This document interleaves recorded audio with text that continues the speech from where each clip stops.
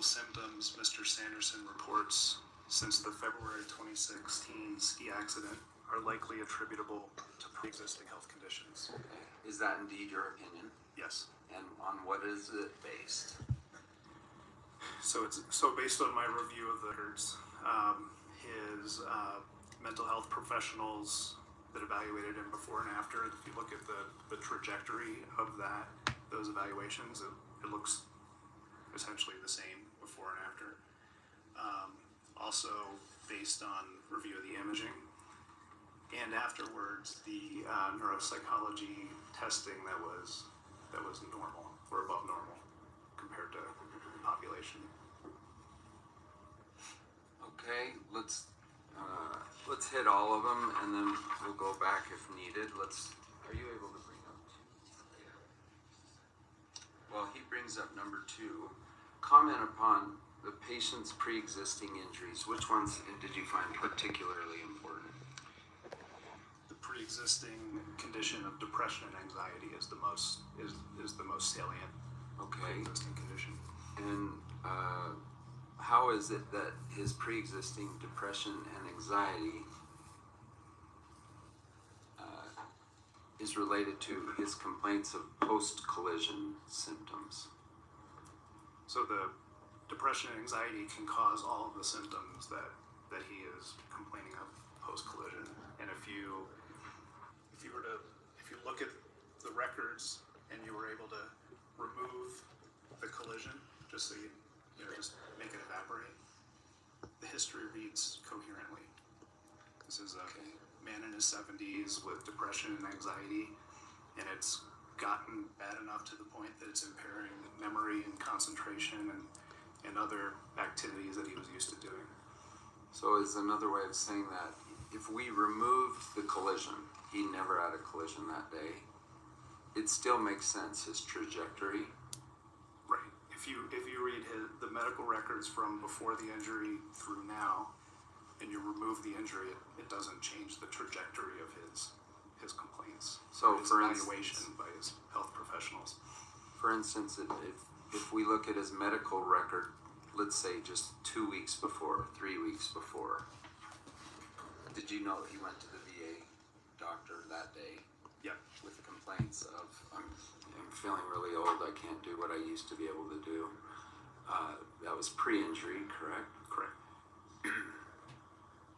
And then you compare it to his records even soon after the collision.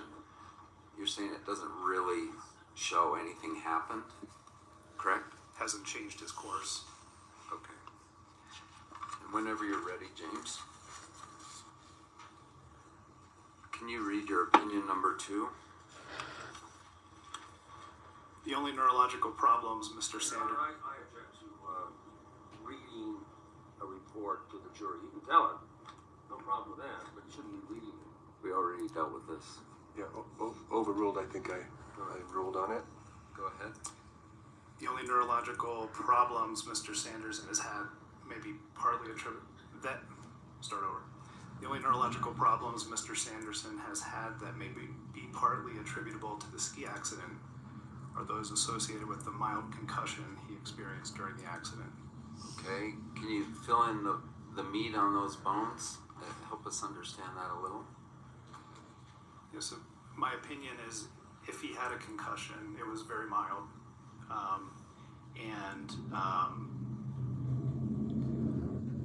More likely than not, I would say 95% or more that he would have made a full recovery from that concussion within a few weeks.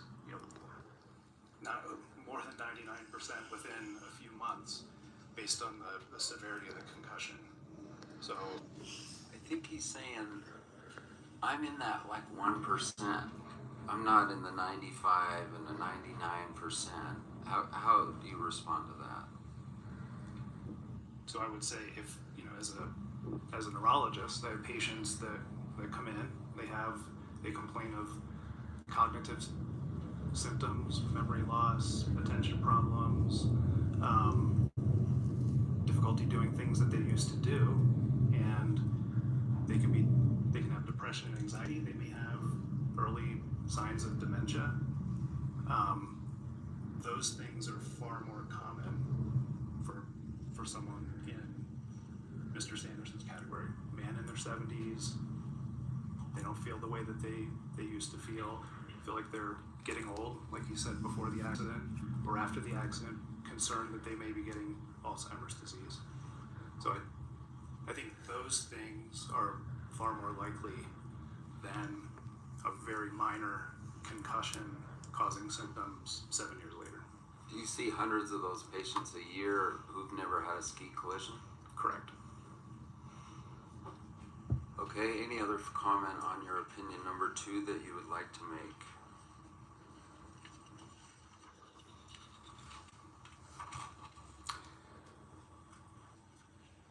No, I think that concludes it.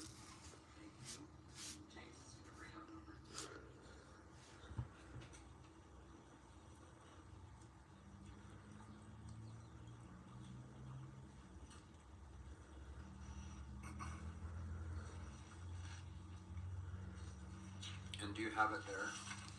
I do. Should I just read it? Start reading it. There you go. The neurological problems associated with the mild concussion Mr. Sanderson may have experienced resolved within months. They were not permanent, as plaintiff's experts claim. Okay, mild concussion. You weren't here, but did you hear Dr. Edgley testify or read his deposition? I've read the deposition. All right.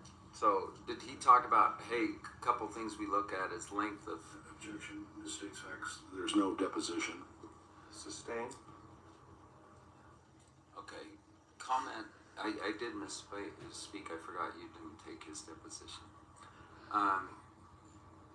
Is there some importance in determining the severity of concussion in terms of how long they're unconscious? Is that a factor?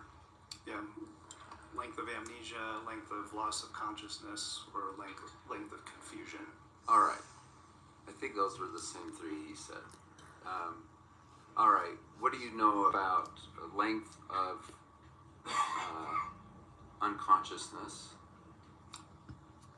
From my assessment, looking through the records, I don't think that there was loss of consciousness. Okay. Even if there was some loss of consciousness, it would have been brief. Is that fair? Seconds, yeah. And let's see, in terms of, I think, to be fair, I think Mr. Ramon said he was spread eagle, head down, out cold, over 2 minutes. I just want to put that in the record. Not substantiated by any other witness, but did you at least observe that? Yeah, you know, I object. He's not competent to assess someone's credibility. He wasn't there. That's what I'm going to. Lie about that. Why don't you clarify your question? Yeah. What do you know about that? Isn't that someone saying longer period of unconsciousness? Your Honor, he can't comment Oh, on I'm actually trying to help the plaintiff. So, go ahead. He's not asking you to comment on what The witness, he's asking if you remember reading that. I do. Okay. Is the significant time to be unconscious, is that 5 minutes or over? Yes.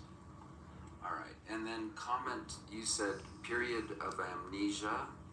What do you understand on that? The length of amnesia. What do you understand? The period of time that the person that has the injury is not able to remember either before or after the event. All right. And are you acknowledging that Mr. Sanderson had a mild concussion? It's more likely than not he did. He had headache in one of the, I think it was the Instacare report, and so that would be consistent with a mild concussion. And it resolved within months. What do you base that on? I believe there was a report where he said it's getting better. Okay, and they are not permanent, as plaintiffs claim. Please comment. Correct. So the head injury was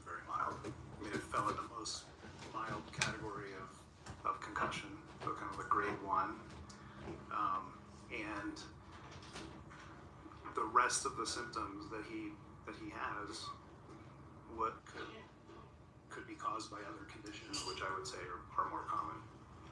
And do you believe that more likely than not, that is why he continues to have some symptoms? Yes. In other words, not because of the ski collision, but just because of his aging, progressive brain. Correct. Let's read your fourth opinion. There are a total of 6, by the way. And the latter two, we might just touch on briefly. So the fourth opinion is that Mr. Sanderson does not currently need ongoing neurological treatment. That's related to the ski collision. That's related to the ski collision. So I will, Yeah. so I have to modify that slightly because this report was written before the assessment by Dr. Goldstein was available to me. Right. Goldstein, I think, recommended some care with regard to dementia. Correct. Did you hear that personally?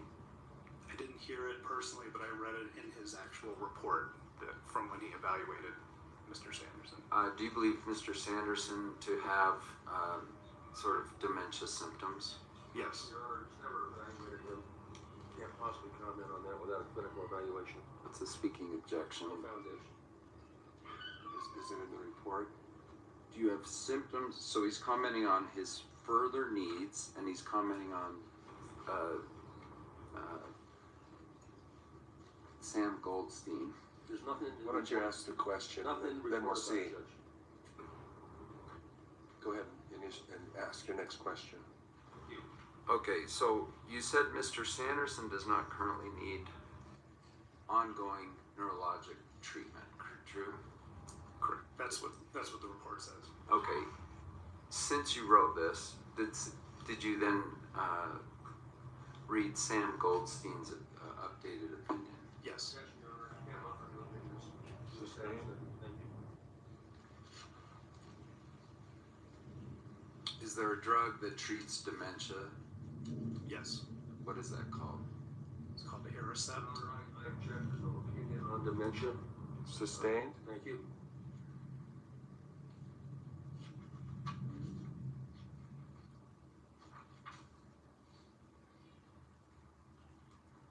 Why is it your opinion that Mr. Sanderson does not currently need ongoing neurologic treatment related to the ski injury is the addition you made? The ski injury caused a mild concussion, more likely than not, that was self-limited. And his ongoing symptoms are more likely due to ongoing pre-existing conditions and possibly new conditions. Let's bring up, if we can, D106. I don't think so. D106. Any objection? That's it? No. This is for demonstrative purposes only. Okay. That means we can also write on it, can we not? Why don't we address that if we need to later? There's a So- lot missing. Defendant's Exhibit 106 is received. Demonstrative purposes. And do you have it in front of you? Yeah, I want to make sure you can see it. And James, if you can bring it up, that would be good.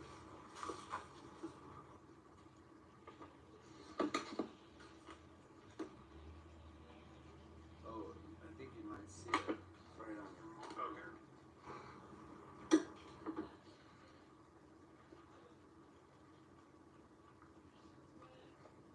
D106. All right, you see it? Yep. Okay, you got our clock.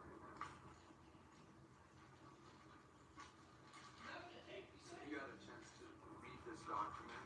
Yes. And do you agree with it? Yes, I do. It's entitled Mr. Sanderson's Brain Imaging Both Before and After Ski Collision. Did it show atrophy, loss of brain cell sign of aging brain before and after? Yes. Did his images, actually, a roaming microphone, but maybe it needs to be higher up. Volume loss, diminishing brain size, size of the sign of aging brain. Did he have this before and after? Your Honor, I object to this testimony. This witness is a neurologist, not a neuroradiologist. I don't think he's competent to comment on radiology readings. I could establish foundation if you want. Go ahead. Do you look at images all the time, all day? All day, every day. So the neuroradiologist reads them, but do you just rely on their written report, or do you personally read them too? I look at the films, then I confirm with their report, and then I bring it together with what we see clinically. So I think the objection is somehow that you're not competent to talk about the imaging before versus after. Do you agree or disagree? I disagree. How so? So I've looked at the images. These are pretty standard MRI images that we see every day, and a major part of my practice as an outpatient neurologist was evaluating patients for dementia and specifically NPH. Saw hundreds of patients with the question of whether they had NPH. Which is that hydrocephalus? It's the hydrocephalus at the bottom. All right. So is it true that neuroradiologists essentially serve you? They don't personally talk to patients. You order the neuroradiologist to do a study, then it comes back to you, and you are the one who's face to face with the patient. Correct. Lady. I translate the. Just 2 seconds, sir. I'm sorry. Sustained as to leading. Okay. Have I established sufficient foundation? This does have the scientific, technical, or other specialized knowledge that'll help the jury, so you may proceed. Okay, we talked about atrophy and volume loss. Enlarged ventricles. A ventricle is what in the brain? Is that like at Halloween when we see a mold of a brain? It's the little gooey stuff going out? You tell me. No. Okay. It's the inside the brain. There's fluid-filled sacs that contain spinal fluid. So Okay. it's the black thing in the middle on the MRI that Dr. Black went through. All right. And is that like the main blood feeding the brain? What are they? No, What purpose do the ventricles serve? they buoy the brain, so it prevents the brain from having as much shock when we just move around in everyday life. All right. Chronic microvascular disease. Is that something he had before and after? Yes, that was described by Dr. Black. Is that associated with cognitive decline? It can be. And why does he have that? Is that from the stroke event years earlier, or just bad luck, or eating too many donuts, or what? I think it's a combination of his high blood pressure and high cholesterol with a little bit of genetics that makes our blood vessels harder than average. White matter disease, we've talked about that a little bit. It says they're damage to nerve fibers associated with memory, balance, and mobility issues. Did he have that before and after? Yes. And is that progressive in nature? It didn't look that like unbelievably progressive. It looked stable over time. Why did he have that? Was that associated with the stroke event? No, I think it's probably associated with the chronic microvascular disease. The stroke event was in his eye. No evidence of trauma before or after. Is that true? That's correct. Concern for disease due to excess fluid buildup. That's the NPH. Was that a concern before and a concern after? Yes. Does he in fact have that condition? So that would be a condition that I would need further clinical evaluation to determine, but his MRI would be consistent with that condition. You mentioned earlier that his conditions are not permanent, as plaintiff's experts claim. And I just want to comment, do you believe Dr. Fong to have used unreliable science to make some of her opinions?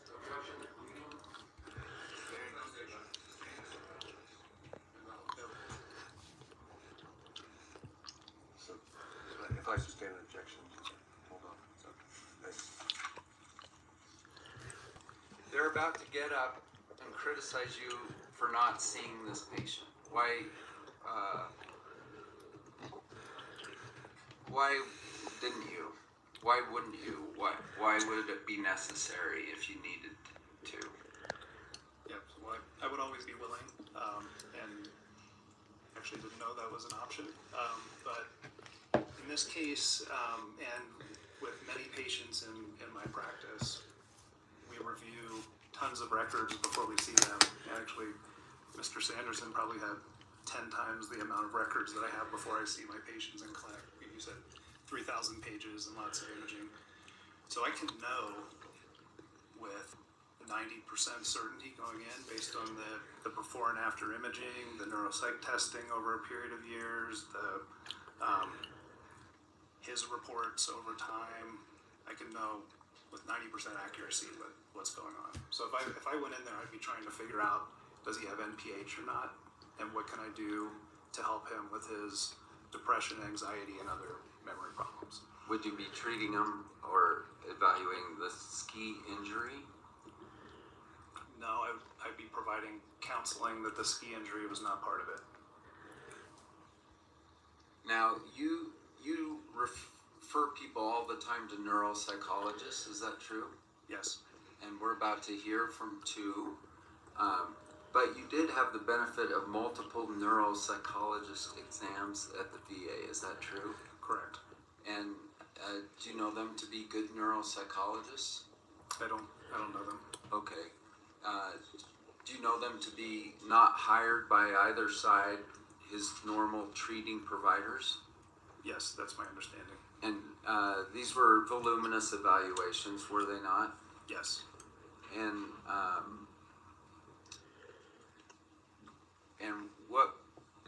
what did they conclude? They were essentially normal. And they showed that he was performing above average. Now, is that above average for everyone on the street or for 75-year-old men with college educations or what? For a 75-year-old man with college educations and Okay, with a high baseline. so in some places even like near superior Correct. levels. Yes. So I'm gonna grab one thing.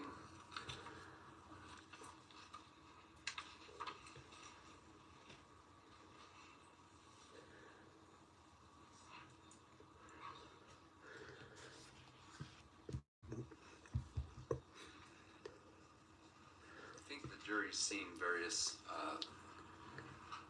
neuropsych overviews, but do you agree he was tested in tens and tens and tens of categories? Yes. Did you see any of them below average? No. Did you see many above average? Yes. IQ, for instance, was 114, is that right? That's my recollection. And for like a 75-year-old man with a college education, is that good? Yeah, it's above average. Okay, what's average again? 100. Okay. Now I think they're gonna say, hey, the family members are saying we're noticing he's angrier than he used to be, or that he can't drive and read at the same time. But there's things he can't multitask with. Can you comment on that? So, in people like Mr. Sanderson who are high functioning at baseline, above average IQ, superior in some categories like you described, a drop in functioning might still look like he's really high functioning compared to the average population. In the family, we'll pick up on some of these changes, right? They see what they see. And yeah, that concludes that. So if you did meet with Mr. Sanderson and he kept obsessively bringing up, I think the ski collision caused this, what would you say? I would say that it's my job as a neurologist to help him accept that that's not part of what he's experiencing now. More likely, way more likely than not, he has a history of depression and anxiety. We know he continues to be anxious, so that needs treatment. And I would, evaluate for dementia, like we said, as would be indicated by his imaging. Okay. And so my job is to help the patient and family gain acceptance that this mild event 7 years ago isn't causing all these problems that he's having now. Or any of them. Right. Didn't you tell me the cure for Mr. Sanderson is the end of this lawsuit? Correct. Your Honor, no foundation, relevance, improper questioning. Overruled. Go ahead. Is that your opinion? Yeah, I mean, I felt anxious coming here. I also object to that. It's not in his report. Nowhere to be found. Overruled. Go ahead, just explain that and then I'm sitting down. I mean, suing somebody going through a trial that has, national recognition can bring on a lot of anxiety. And if you're prone to that, it's gonna make it worse and it's gonna slow your recovery. His daughter said this notoriety makes him feel powerful. Did you read that in Jenny's deposition? I did. Objection, Your Honor.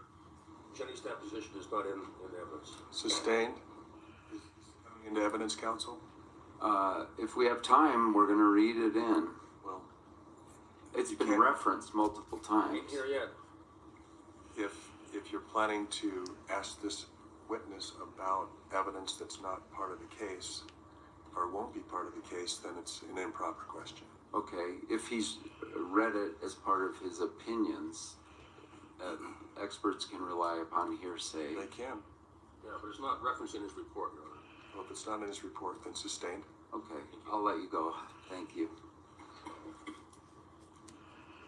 Mr. Sykes.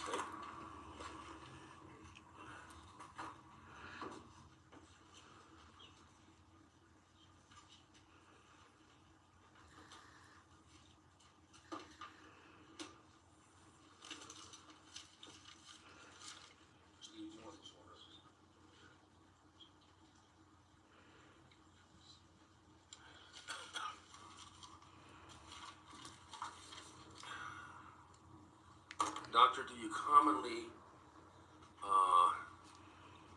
render opinions on your patients without a clinical exam? No. In the last 100 patients that you've seen, or that are referred to you, how many have you rendered opinions on for other doctors without an examination, a clinical exam? So, I mean, we do have conversations with other doctors where they say, hey, what do you think about this case? And I may render an opinion without seeing the patient. But if it's my own patient, then it's part of my standard evaluation to see them. If it's your own patient, your last 1,000 patients that were your own patients, you would never render opinions about them without a clinical exam. Is that a fair statement? No, Never. I would form an opinion, but I wouldn't create a treatment plan and execute on it without seeing them. So, a clinical exam, would you agree, for this jury, is an important factor for a physician? Correct. Now, did you read the opinion of Dr. Edgley, testified yesterday? No, I did not. If he called the clinical exam the gold standard for a physician, would you agree or disagree with that? Overruled as to relevance, the jury will recall the testimony of Dr. Edgley. Well, in all honesty, he didn't say it in his testimony, he said it in his report. I'm asking if he said it in his report, would that make a difference? Your Gotta be Honor, honest that's here. referencing testimony that's not, there are no facts and evidence. I will draw the question. Thank you. But would you agree that a clinical examination is the gold standard for a physician who's treating somebody. I'm not sure what a gold standard means. Pretty important. It's a big part of my evaluation. Excuse me.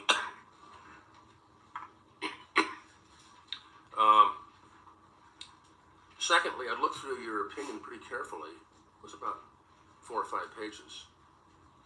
I noted, let me see if I can get it here handy.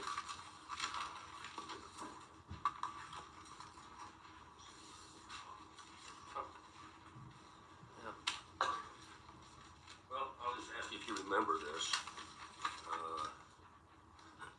It's on my computer. But you had a list of things that you reviewed, is that right? Yes. Okay.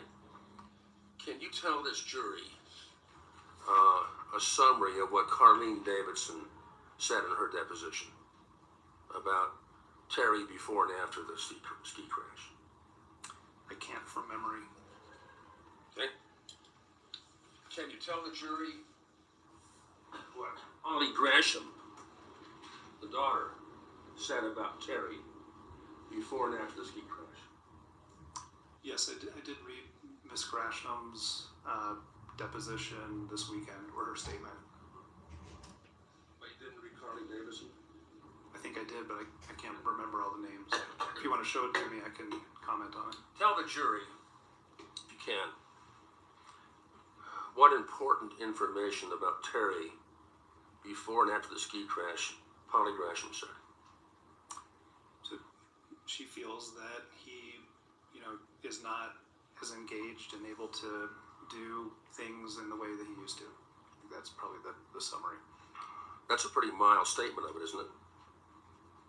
Didn't in fact she say, Holly Gresham, daughter, excuse me, that there was a marked and sudden difference in her father in a wide variety of areas: personality, executive functioning, social problems after the ski crash, almost immediately. Didn't she say that? I'm not sure she said executive functioning, but the rest of it sounds familiar. Just read Shay Harris' deposition. Remind me of the relationship? Daughter. No, I did not. Okay? Those three are listed, and did you read or not read Carlene Davidson? I read it, but I can't remember what it says. You read it, but you can't remember it. But tell the jury if Shay Harris is listed there as one you had. S-H-A-E. I don't see it. One second, brother.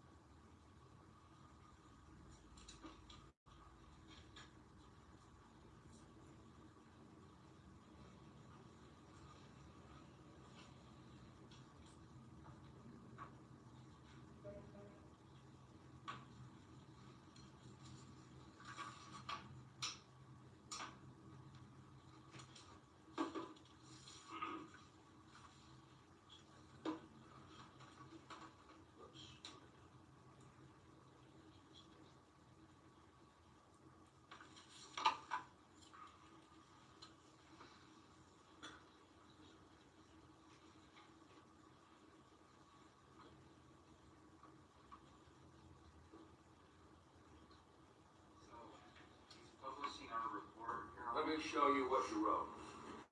Can we move to admit our report? Just for illustrative purposes, I want to show what you wrote. I guess I don't, you may be opening the door to the report. You want to do that? Okay. Take a look at it. Items 4, L, M, and N. Correct. I don't see Shay Harris, like you said. I think that was the question. Okay. You know what? You're right. I don't see her there. I do see Carlene and Polly. So, police did not give you Shay Harris, right? Correct. Hypothetically, if Shay said there was a very, very sudden change in my dad, before and after, for what we call neuropsychological symptoms, would that make a difference in your opinion? It might have made a difference at the time, Okay. but at this point in time, it would not. Carlene Davidson testified. She was a second witness in the trial last week. Does this ring a bell that she was living with Terry for about a year and a half before the ski accident? Does that ring a bell? That does. And she was up here about 300 days a year from Salt Lake. From St. George, right? That was, yeah. And they also spent time in St. George together. Yeah. And they went on international trips together. Yep. Is that right? Yes. Do you think she would get to know him pretty well during that time? Yes. She testified that there was a rapid and severe change in Terry after the ski crash that lasted, and she stayed with him for 6 months, and then they parted ways. She said she was heartbroken.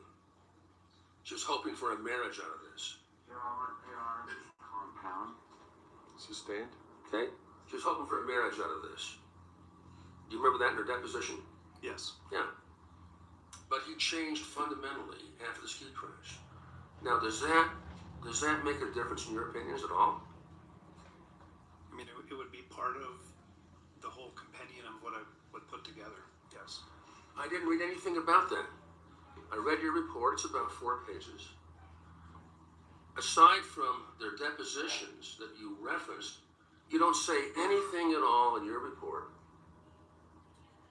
about the rapid and fundamental changes that occurred to Terry after the ski crash. Don't even mention them. Is that correct? That's correct. Now, are you familiar with the term executive functioning? Yes. Is that something that neurologists use, a term that neurologists use? Sometimes, yes. Because you realize, of course, as a neurologist, that you can have massive changes in a person with a mild TBI that don't show up on imaging, right? Yes, that's Yeah, possible. yeah, you mentioned that earlier in your testimony. And a category of those changes is called executive function, right? That is one manifestation, potentially, yes. It's one category. Yeah. And I didn't see the word executive functioning even addressed in your report. Not even a mention, correct? Sorry, is that a question? Or Yeah, correct. What's the question? With an inflection for a question, yes. Is it in my report? Yeah. No, it's not in the report. Okay. Hey, Pete, would you...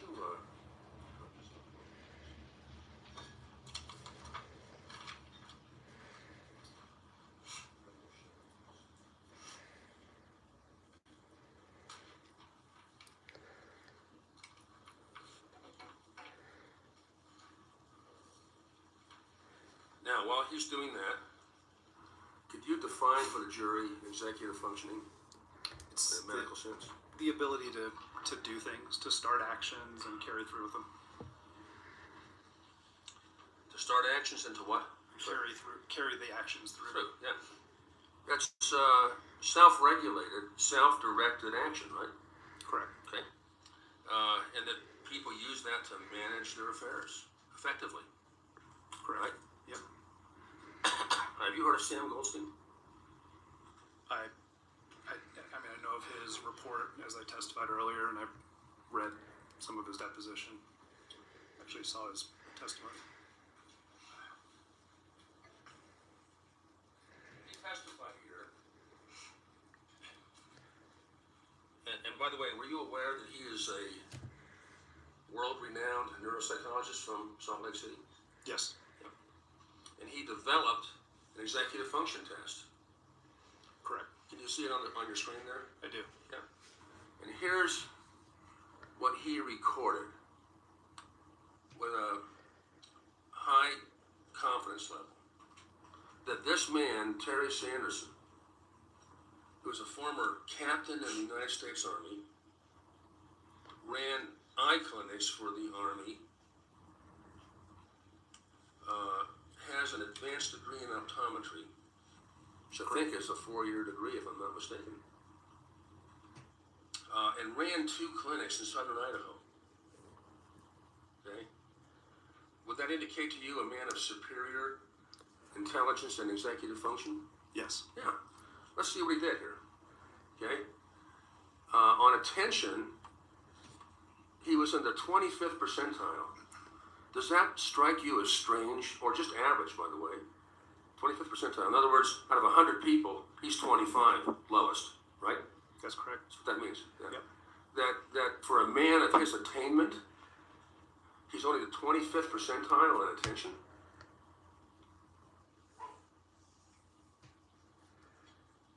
World-renowned neuropsychologist recorded this. Does that strike you as odd? Strikes me as him having issues like we talked about. Let's go to. Medical condition. I'm sorry.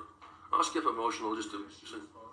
I was saying, I think, these are data and they're good data, and it reinforces my stance that Mr. Sanderson needs help. He's got depression and anxiety, and I think this could be consistent with dementia as well. Okay. By the way, let me show you where I'm stands.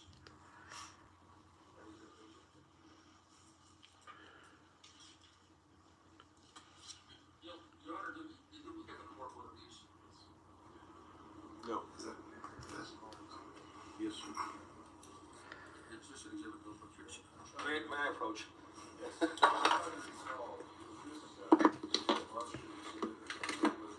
Do you have the number of that? Yeah, it was 43. Sir, could I just ask what date this is? Okay. Was this 2021? Proper foundation to the witness, Your Honor. Overruled. Okay. I lay before you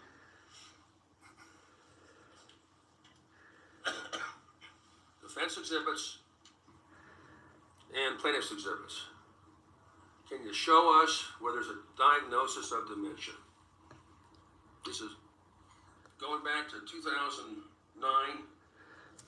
and up through, I think, 2021. What hasn't been made yet? Hasn't been made. Okay. So, Because we're you would agree, for the jury's help here, despite the fact that we're in a very important worldwide case, okay, like you mentioned, kind of paraphrasing your words, there's no diagnosis of dementia. hasn't been made yet. Yeah, because we're talking about a minor brain injury that happened in 2016, Okay. and not allowing him to move on to have a true diagnosis. Let's talk about flexibility. Exhibit 43. Low average, 23rd percentile for flexibility of a man who ran 2 clinics in southern Idaho. Does that sound really low? Sounds low. Yeah. By the way, you asked me the date. I think this was done in 2020. Okay. Good check that. I think it's 2020. Okay. It's just organization. Now, the ability to organize things is a very important part of executive function, isn't it? Correct. Very important part.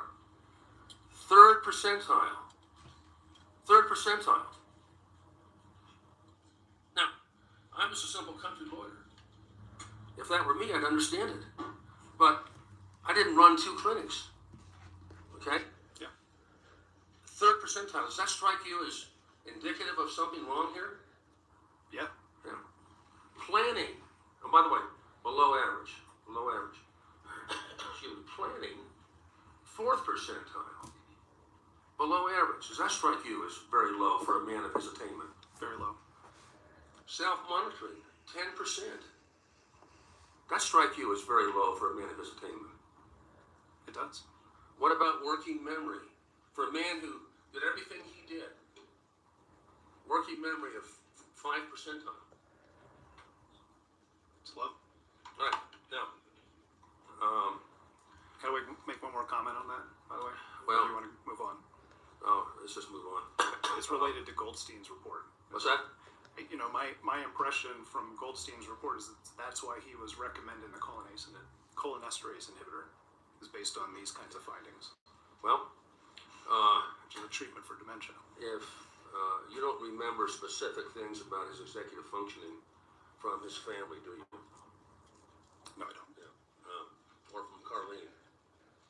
But Carlene told this jury just a week ago that there was a major change in these things overnight, and she couldn't live with it. All right, now, excuse my cough here. I don't get a cold very often, but this is a killer. Did you see anywhere in these records? Okay, now, let me just preface this. Terry Sanderson has been a patient of Veterans Administration. He was a veteran, Yeah. I think, since the early part of the century, early 2000s, when he moved down here from Idaho. Right. And he's got a lot of records there. And there are a lot of records that you read after February 26th of 2016, correct? Yeah. Now, in those records, do you see anywhere where Terry Sanderson was accused of faking, malingering, or magnifying symptoms for money? No, sir. Nothing there, is there? Okay. Nowhere where he says I'm in it for the money. No. And did you read the reports of Goldstein, Fong, and Gibby? I did. Yeah. They're all treating physicians for him. Correct. You aware of that? Treating? Yes. Okay. They're all pretty competent, aren't they? Yes. Dr. Fong said she's treated thousands of patients with mild TBI. You aware of that? Wasn't aware of the number, but I know Yeah. that she treats. She mild missed TB. trial here because she's lecturing over in Holland on what she does. She's lecturing in the Netherlands. You aware of that? No, I'm not. I think she was going to Spain after that. Anyway, and she said, and by the way, are you aware that these kind of doctors, at least this neuropsychologists, they give tests that have cleverly embedded tests for malingering. You aware of that? I am. Yeah. And neither the VA or these three doctors found any suggestion of faking or malingering or magnification. Or you aware of that? Correct. I agree. Or any suggestion that he's doing this for money. Right. I didn't. It's an insulting comment. But there's no suggestion of that, is there? I didn't see any evidence. Do you think he's doing it for money? I don't know. I have no opinion on that. Thank you. Now, with respect to